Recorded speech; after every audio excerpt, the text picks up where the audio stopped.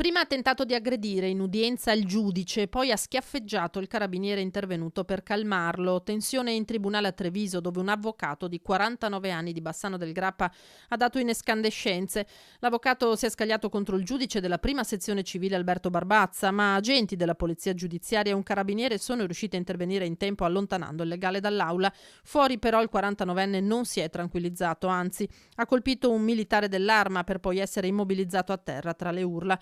Il professionista, arrestato per resistenza a pubblico ufficiale, è stato affidato a quel punto alle cure del SUEM 118, ma anche in ambulanza si sarebbe dimostrato violento. È un episodio grave perché si colloca in un contesto dove si amministra la giustizia e dove si eh, pretenderebbe che tutti si comportino secondo educazione e rispetto. Mi pare dalle prime informazioni che sia da ricollegare a uno stato della persona non del tutto sano, ecco. Ricoverato in psichiatria, l'avvocato, che afferma di essere gravemente malato, è stato sottoposto a un trattamento sanitario obbligatorio. Il presidente del tribunale Fabbro esclude che l'ira del legale sia stata causata dal rinvio dell'udienza per la quale il 49enne si era presentato a Palazzo di Giustizia. Lo escludo nel senso che è pacificamente escluso, cioè l'episodio è totalmente avulso dall'amministrazione della giustizia.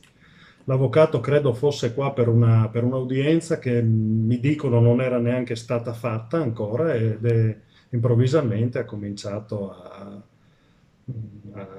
gridare, a smaniare, a dare in escandescenze senza avere un obiettivo preciso. Certamente è brutto che un episodio del genere si verifichi in un tribunale che ha sempre avuto un ottimo rapporto con il foro, ce l'ha anche con l'utenza, un ottimo rapporto, è un tribunale che sta lavorando molto bene. Oggi io credo oltre il 90% dei processi si chiudono nell'arco dei 3 anni, che permette di dare una giustizia che arriva in tempi sufficientemente accettabili.